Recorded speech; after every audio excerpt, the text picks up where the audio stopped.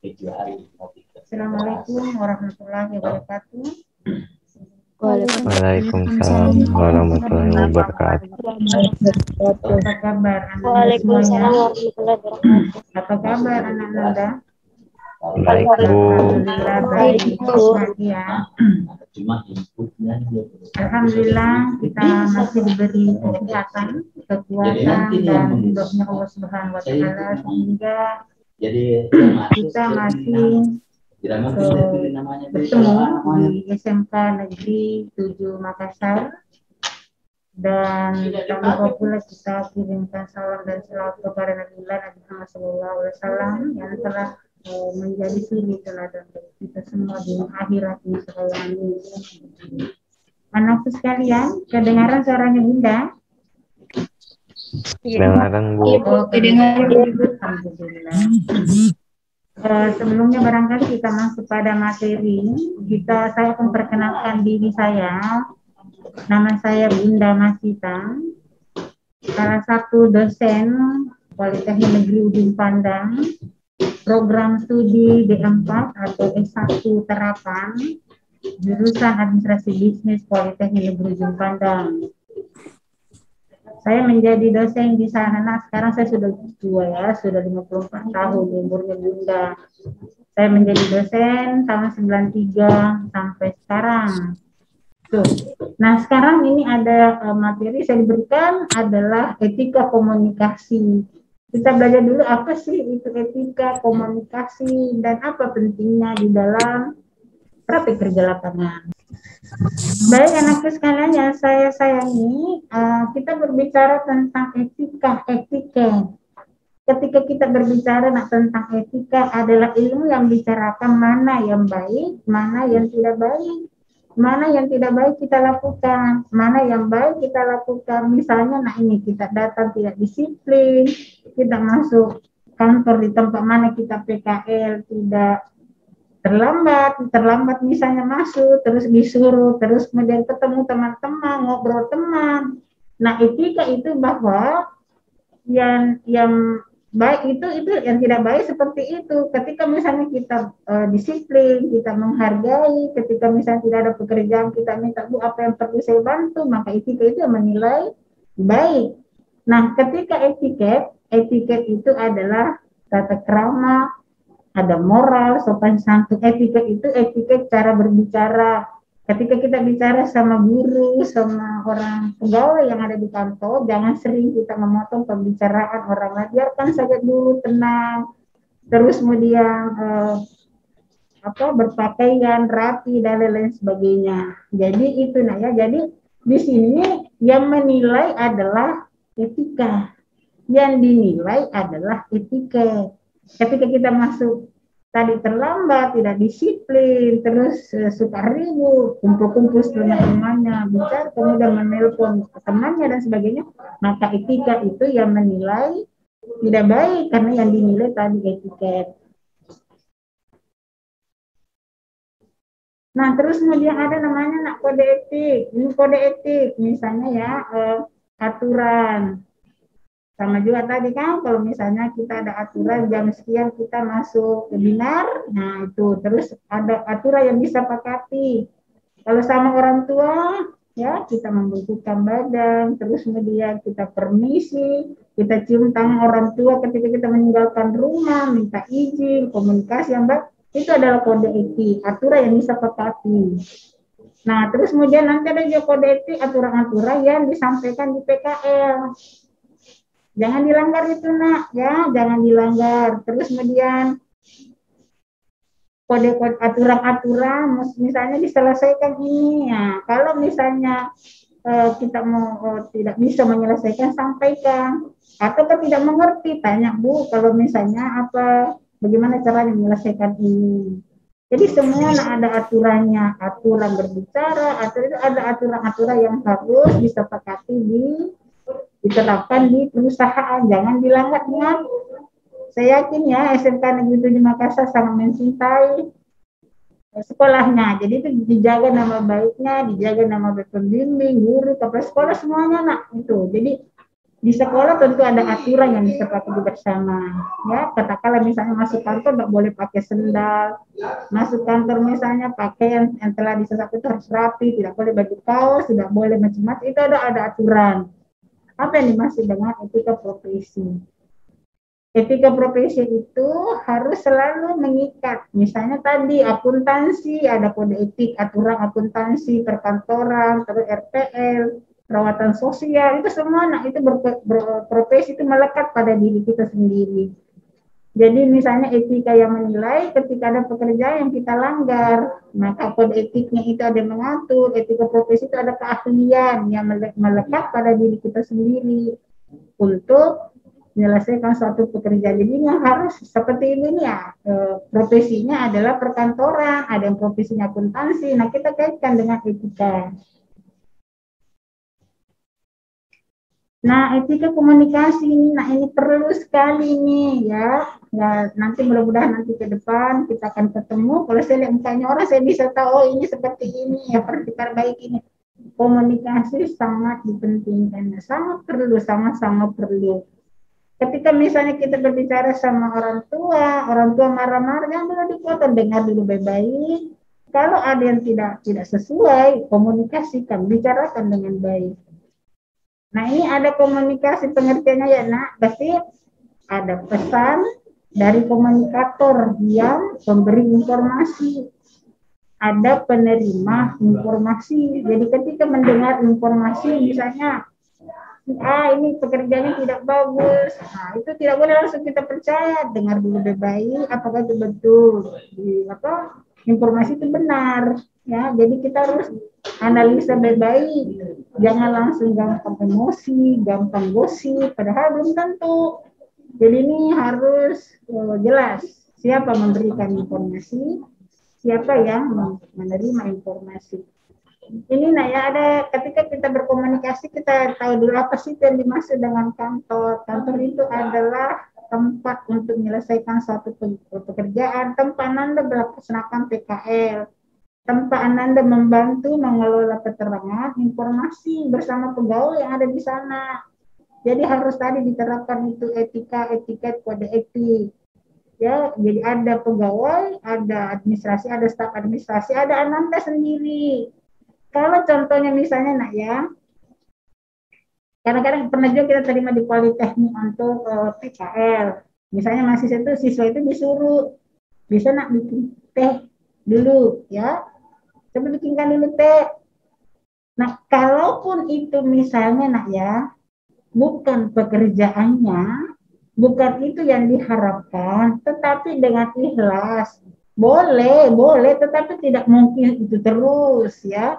Kalau tidak ada masalah dibuatkan, nah itu. Jadi kalau misalnya juga disuruh tinggal sampai jam 4 atau jam 5 misalnya, terus waktunya pulang. Kalau ada kegiatannya memang sudah disuruh oleh orang tua, nah harus pulang jam kantor, bicara baik-baik.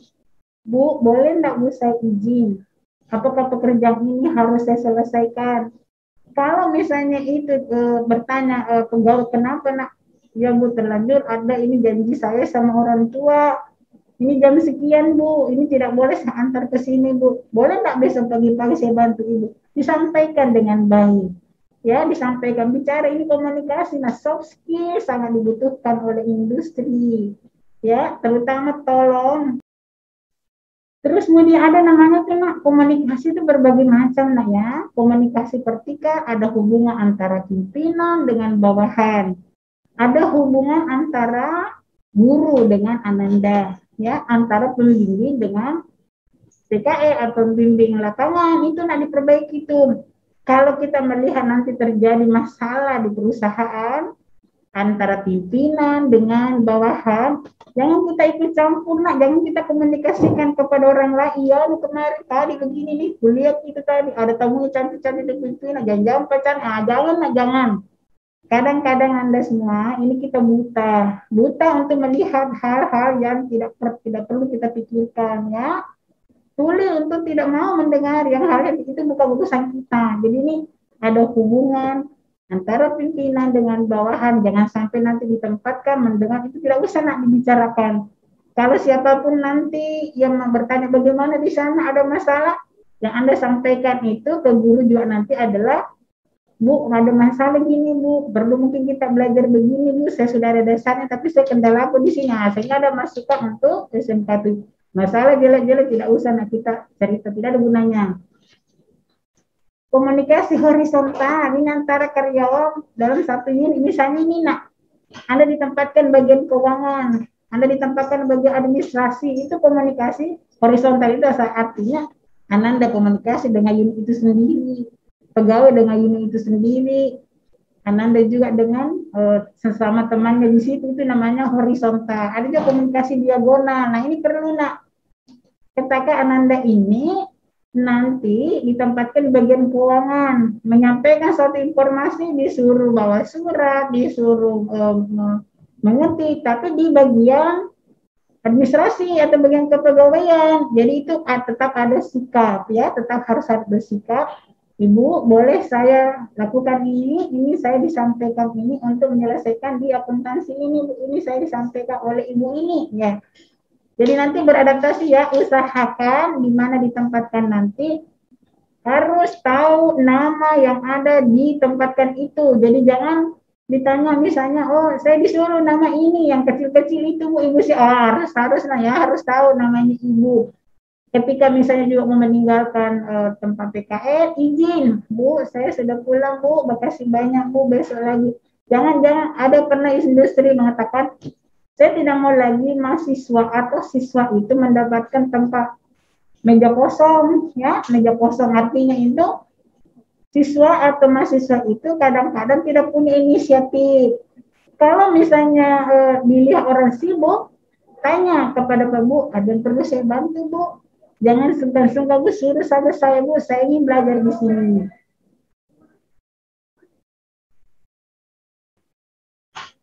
Nah, ini untuk perkantoran, akuntansi, pekerja RPS, perawatan sosial.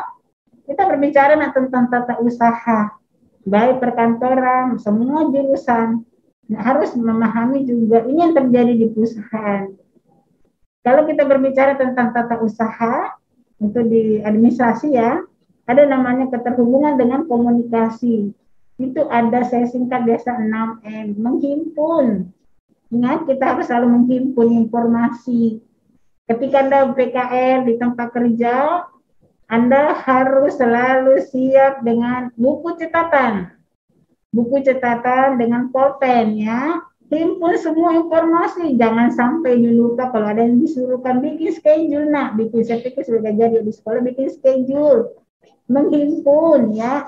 Himpun semua informasi, baik yang tidak pernah dipelajari maupun yang sudah pelajari, himpun untuk bagian bermanfaat, karena sangat-sangat itu bermanfaat. Yang kedua adalah mencatat, pisah-pisahkan itu, nak, yang mana yang harus dikerjakan hari ini, mana yang harus dibantu kepada pegawai lain, mana yang perlu kita komunikasikan. Nah, terus yang ketiga mengolah, ya, kita mengolah informasi. Ketika misalnya kita suruh dimengerti surat, apakah itu masalah tentang keuangan atau kepegawaian atau administrasi atau tata usaha, olah informasi. Kalau sudah diolah, pasti itu kita pelajari itu SOP-nya. Oh, kalau sudah dikasih surat ini, siapa yang harus paraf? Bu, mau diparaf ini surat Ibu? Bu, mari Bu, kepada siapa saya harus bawakan Ibu? Ajari saya, Bu, kemana saya harus. Nah, itu menjadi pengalaman semua itu, nah. Menjadi pengalaman ketika nanti mencari melamar pekerjaan, kalau tidak lanjut, Anda ditanya apa yang kamu miliki. Anda bisa bercerita, meriset dulu perusahaan, bahwa dulu Bu, saya pernah lakukan ini, begitu, ya. Manfaatkan dengan baik ini, nak, manfaatkan dengan baik. Kemarin juga ada di Politeknik itu, kita kasih magang 3 bulan, kita kasih uang, nak, karena dia baik, dia betul-betul itu. Terus kemudian menggandakan ketika kita nanti sudah suratnya ditandatangani oleh direktur atau daftar gaji atau masalah keuangan, ada yang perlu digandakan, diberikan ke unit lain. Anda tanya, Ibu, mau difotokopi ini, Bu? Mau diberi berapa kali ini, Bu? Sini, Bu, saya print, Bu. Sini, Bu, saya antar, Bu. Begitu, nak. Jangan nanti disuruh. Ingat, hindari berkelompok-kelompok sama temannya, siapa tahu ada nanti ditempatkan satu kantor 3 orang, hindari boleh ketemu pada saat jam istirahat. Mengirim, nah pelajari nah, siapa tahu Bu mau dikirim ke mana nih Bu? Ini nak mau dikirim ke email, mana emailnya Bu? Sini Bu. Kalau tidak mengerti Bu, ajari saya Bu, mau belajar Bu. Pokoknya ambil hatinya itu pegawai, karena kita mau mencari ilmu. Menyimpan ini kearsipannya pasti ada disimpan, disuruh masukin nanti, bikin file, folder dan lain-lain sebagainya. Belajar nak belajar.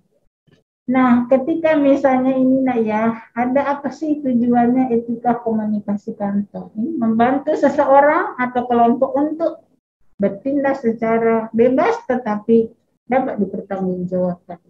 Jadi ketika kita misalnya ingin membantu seseorang, bantu dalam ruangan itu, dalam unit itu, tetap kita punya tanggung jawab. Tetapi tetap juga kita itu bebas untuk menolak, bebas untuk melaksanakan. Apa maksudnya bebas apa tuh secara bebas kita tidak menolak, tapi kalau hal-hal yang tidak diinginkan, nah misalnya gini nih, disuruh ini, kayaknya saya tidak mau ini, nanti ada apa-apa, jangan dilakukan Bu, mohon maaf, sepertinya saya tidak bisa ini, itu.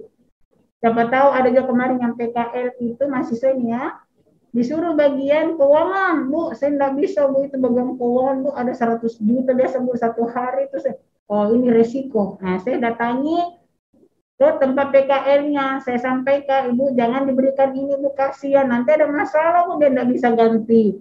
Jadi kalau ada masalah yang tidak bisa diselesaikan, curhat sama wali kelas, curhat sama guru Bu, terjadi gini Bu, tidak bisa saya Bu, ada masalah. Jangan disimpan masalah itu, nah harus cari tahu kemana saya harus mengeluh, ya. Terus kemudian membantu pegawai kelompok itu mengambil sikap tindakan yang tepat. Jadi kita harus membantu juga pegawai.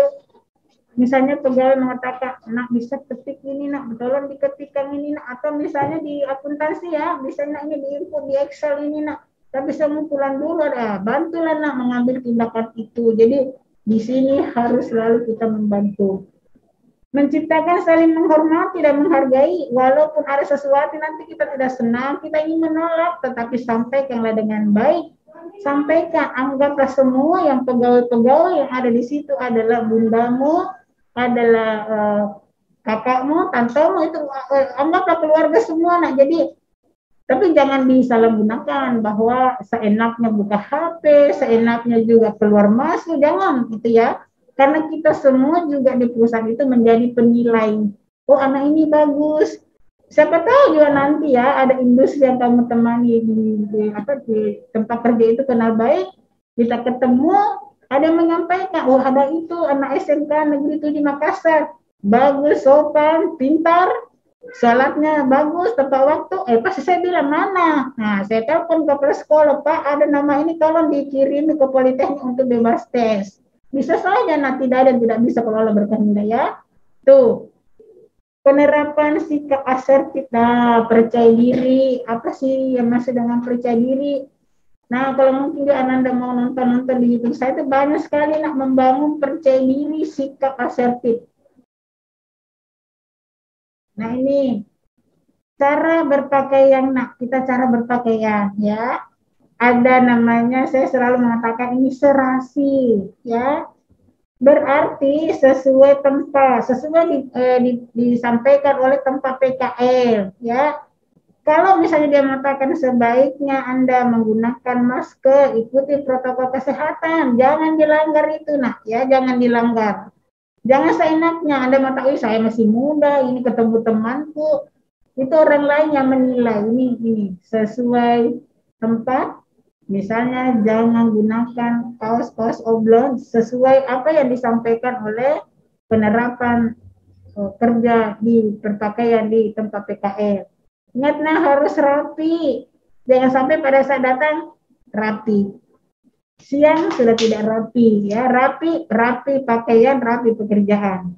Ini terutama nak, biar kita cantik, biar pakaian bagus, rapi, tetapi sikap ya harus perbaiki sikap. Karena pengetahuan dan keterampilan atau yang diselesaikan itu melalui sikap. Terus kemudian di sini ada saling menghargai, saling antara rekan kerja, antara pegawai, antara teman pun jangan sampai nanti bertengkar di tempat PKL. Siapa tahu ditempatkan nanti itu 2 orang di unit kerja, lalu ada yang masalah, ada dokumen tidak ditemukan, saling menyalahkan. Ya, tahan emosi ya, kendalikan emosi, bicara baik-baik. Harus bersikap ramah, sopan, dan bertutur kata. Saya yakin Ananda sekalian, karena pastilah tingkat emosionalnya masih belum stabil dengan baik, karena itu faktor umur. Tapi kalau misalnya anakku sekalian mulai sekarang bersikap dengan baik, kendalikan emosi, umur 25 tahun ke atas Anda hebat. Hindari kebiasaan bergosip, jangan menjelek-jelekkan teman, jangan bertengkar di tempat kerja, jangan cerita kalau ada masalah di tempat PKM. Berikan ucapan selamat atas keberhasilan pencapaian rekan kerja. Ketika misalnya Anda saling menguatkan ya, Anda saling menguatkan. Nah, ketika temanmu berhasil, oh pasti kamu hebat. Pasti ini saling memberi pujian. Etika dalam bertelepon, ya ini tadi ya, angkat telepon. Misalnya ada telepon kantor, Anda disuruh kalau misalnya cepat data, bunyi telepon kantor, angkat saja nak, tidak apa-apa. Atau minta izin, Bu, kalau seandainya berdering telepon, boleh tidak saya angkat? Boleh, silakan. Nah, ini sopannya. Angkat telepon sebelum berdering 3 kali. Catat, ingat selalu ada, jangan sampai kita menelpon di kantor PKL, terus kita tunggu dulu ya Pak, saya cari dulu kertas, saya cari dulu. Pokoknya selalu siap. Waktu Ibu menjadi sekretaris, tidak pernah lepas dari dari catatan-catatan ya itu. Jadi Ibu sudah pernah menjadi suka dukanya menjadi staf administrasi, sekretaris dan lain sebagainya.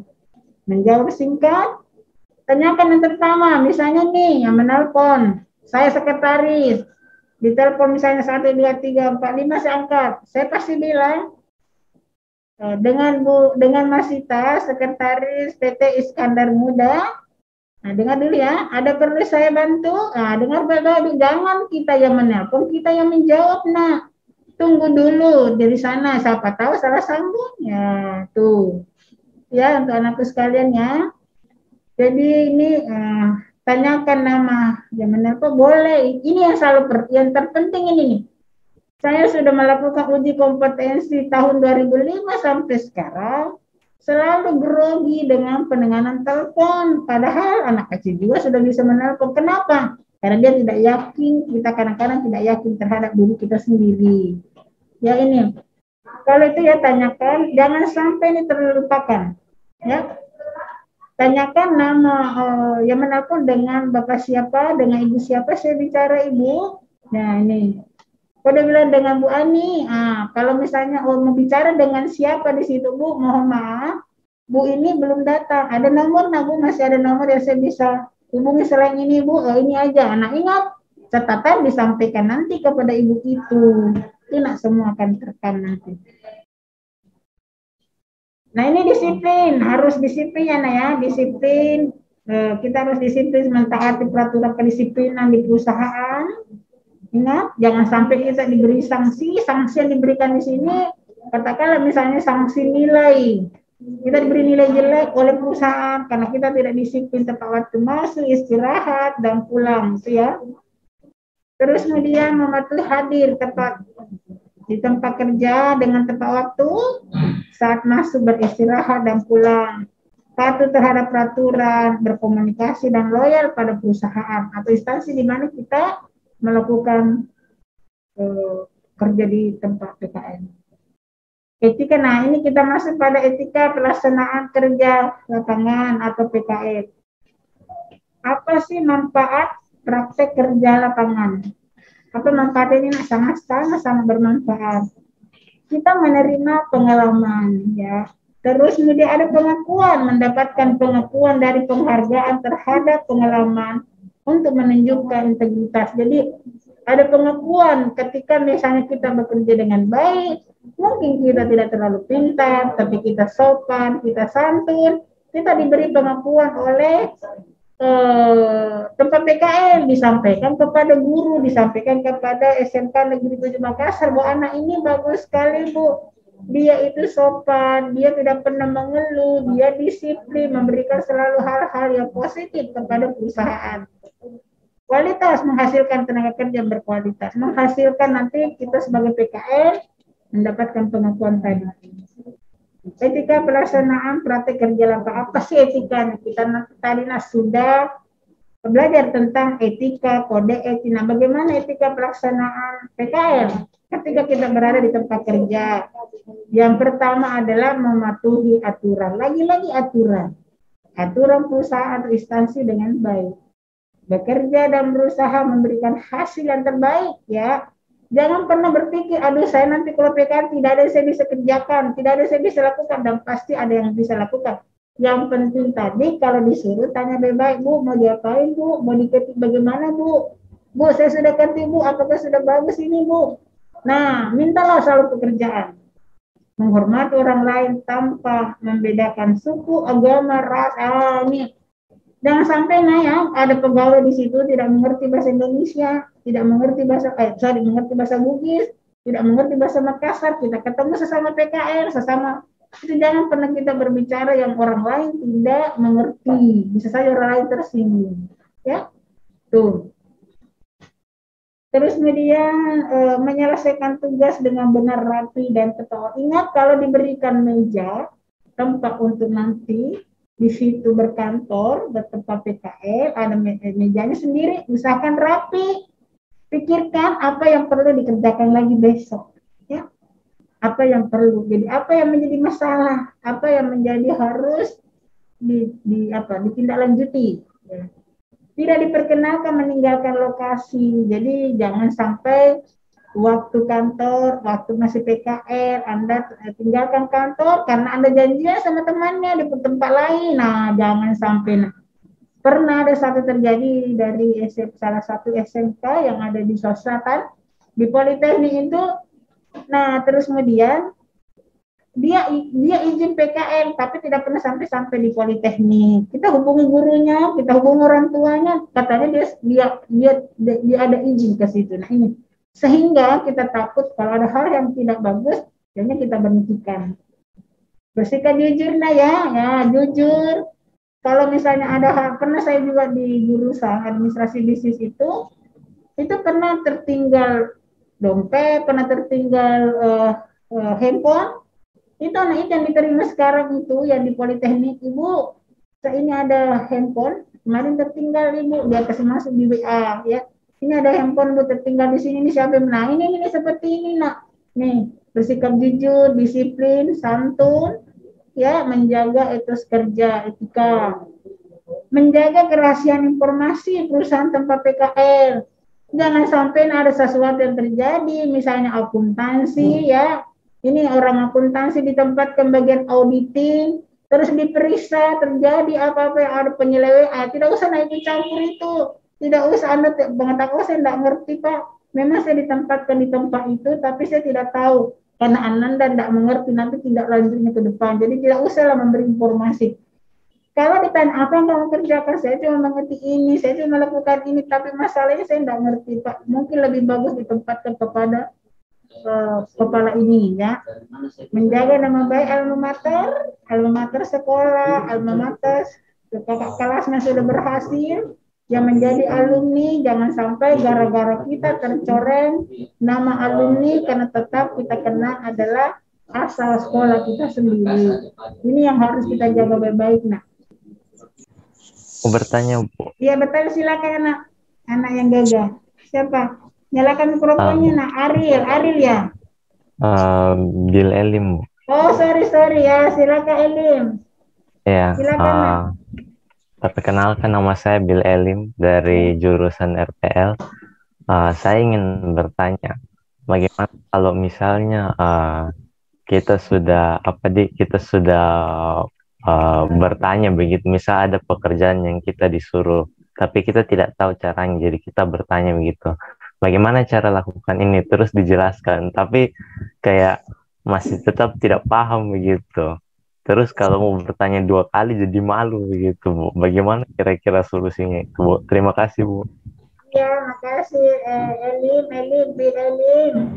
Kayak gini nak, saya juga pengalaman waktu pertama sekali tahun berapa itu nak ya, masih sangat sedikit komputer. sangat-sangat sedikit komputer nak ya. Dulu saya ditempatkan bagian komputer, tapi dulu itu cuma mengandalkan 10 jari saya. Bu, saya bisa ini tapi saya tidak ngerti. Saya sudah kerjakan dulu, lalu masih salah ibu. Saya belum paham di sini bu. Mohon maaf bu, bagaimana cara?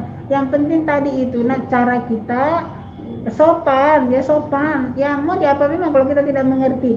Tapi Elif jangan menganggap oh saya malu lagi sudah 2 kali, 3 kali, 4 kali, tidak apa-apa nak. Bilang sama ibu, bu, mohon maaf ibu, saya banyak bertanya, saya tidak ngerti bu, tolong diajari saya bu. Jangan bu sungkan-sungkan ajari, saya mau bekerja bu, saya mau mencari pengalaman di sini bu, apa yang perlu saya lakukan ini sama-sama berharga bagi saya. Jadi dengan selalu minta pekerjaan, tidak usah banyak bicara yang tidak perlu. Kalau misalnya dilihat sibuk, bu boleh nggak saya bantu bu, jangan ketika dia senang istirahat, tanya ke dia ibu, kalau misalnya ada pekerjaan di sini bu, semoga saya disuruh saya bu, ajari saya bu, saya di sini bu mau mencari pengalaman bu, ingin punya masa depan. Tidak usah rasa malu kalau hal yang baik, tidak usah rasa malu nah kalau ada hal-hal yang kita anggap itu baik. Jadi dia harus yakin, punya keyakinan terhadap diri kita bahwa saya bisa melakukannya. Elim, dulu nah ya, waktu kita baru lahir itu kan tidak langsung lari, langsung Elim lari, tidak toh? Nah, pelan-pelan cara belajar, B tambah A, B tambah C, tambah A, baca. Jadi sama itu nak. Jadi sepanjang niat kita baik, sopan. Nah, saya dulu tuh Eli waktu pengalaman saya nak itu PKS di tempat di bagian komputer. Dulu saya ngajar komputer nak. Dulu namanya Wostar, Database, Lotus. Sekarang menjadi Microsoft Word, Excel, dan Access. Nah, itu dulu. Jadi kalau saya disuruh itu bekerja, di komputer, saya itu selalu ada catatan. Catatan itulah menjadi pacar pertama saya, pacar saya. Jadi ketika misalnya hal yang baru saya tulis, saya ketik, saya tulis, saya simpan baik-baik. Akhirnya itulah dari pengalaman itu diangkat menjadi asisten mengajar komputer. Ya harus ikhlas memang. Pokoknya jangan lagi diingat-ingat teman-teman itu kalau masuk PKN, kursi pusatkan diri. Ingat selalu menjaga nama baik sekolah, menjaga nama baik diri kita, terus nama orang tua. Jadi jangan malu bertanya Elim, pokoknya tanya baik sebelumnya bagaimana 1 bulan itu adaptasi lah, perbaiki. Itu jangan sampai ada diberi tanggung jawab lalu tidak dikerjakan. Ya, datang pagi-pagi apa yang perlu? Saya tanya memang, oh kemarin saya tidak ngerti ini, besok saya tanya ke ibu itu. Ya, jadi Elim jangan sama malu-malu nak kalau hal yang baik. Ya, apalagi mau baik wajar lah nak. Anda ini baru semester 4. Mahasiswa saja yang PKL mahasiswa sudah semester 6, sudah masih bertanya. Apalagi masih Anda ini butuh masih pengembangan. Tapi kalau ini dibangun sedikit demi sedikit, insya Allah nah Elim nanti hebat ya. Oke Lim, masih ada yang lain nak? Masih ada Lim? Tidak ada. Terima kasih Bu. Ya, makasih Elim. Kita sampai ketemu di Politeknik ya. Kita sama-sama pendidikan vokasi nah sayang. Nah, siapa lagi? Ariel, mungkin Ariel. Halo Ariel.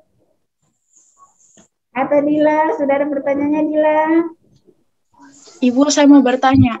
Ya, silakan anak cantik. Ya, siapa mantan? Silakan nak. Perkenalkan saya Putri Nandini, jurusan akuntansi. Ya. Saya mau bertanya Bu, misalnya bisa kerja Bu di luar kemampuan tak itu, bisa menolak Bu. Terus kalau bisa memang menolak, bagaimana cara etika yang baiknya untuk menolak Bu? Makasih. Ya, dicoba dulu nah ya, dicoba Ibu. Kalau misalnya ibu ini jadi saya Bu, terus masih tidak bisa pusing, Bu, aku mohon maaf Bu, tapi jangan bilang saya tidak mau, ya. Putri ya, Putri tadi ya, Putri. Jangan bilang saya tidak mau, saya tidak bisa, tidak Bu. Tadi saya sudah coba Bu, saya belum bisa, barangkali saya tidak mampu Bu. Tapi kalau masih, iya saya ajari lagi. Nah terus kemudian, kan nanti kalau sudah 2 bulan itu nah ya, pasti sudah usahakan kita akrab pegawai yang ada di dalam. Akrab. Bisa juga kalau kita sudah akrab, kita tanya ada pemimpin Pak, kemarin itu saya disuruh begini, saya belum paham. Inilah pentingnya nak komunikasi. Ini pentingnya komunikasi. Misalnya diperhadapkan dengan Excel, boleh juga tanya gurunya yang guru komputernya, boleh juga tanya, carilah informasi nak kepada orang lain. Bagaimana sih misalnya menggunakan kalau dikali pajak kali ini ke sini itu cari informasi, ya. Di Google juga, pokoknya harus ada usaha lah. Kalau Putri punya usaha pasti ada jalan keluarnya. Tapi jangan boleh kita mengatakan saya tidak bisa ini Bu, karena saya belum, ini hal yang baru, tapi kalau ibu bimbing saya mau Bu. Nah kalau misalnya coba Putri, kalau hal yang tidak pernah kita lakukan, tapi kita disuruh melakukan, lalu kita diajari, itu adalah pengalaman berharga bagi Putri. Apa saya bilang karena tabe ibu waktunya juga Bu. Waktunya juga sudah habis. Ada lagi yang mau bertanya atau bagaimana? Saya tutup nih barangkali Bu. Iya, silakan Ibu. Semoga ada manfaatnya dengan anak-anak sekalian. Iya. Terima kasih kami ucapkan ya kepada Ibu Imasita yang telah memberikan pembekalan materi pada hari ini. Kami berharap semoga ke depannya materi yang diberikan oleh Ibu Masita dan pengalaman yang diberikan atau disampaikan tadi oleh Ibu Masita, Bunda Masita itu bisa menjadi motivasi kepada anak-anakku semua, insya Allah. Saya rasa pertemuan kita atau materi dari Ibu Masita telah selesai. Jadi pembekalan hari ini untuk semua jurusan sudah selesai, insya Allah.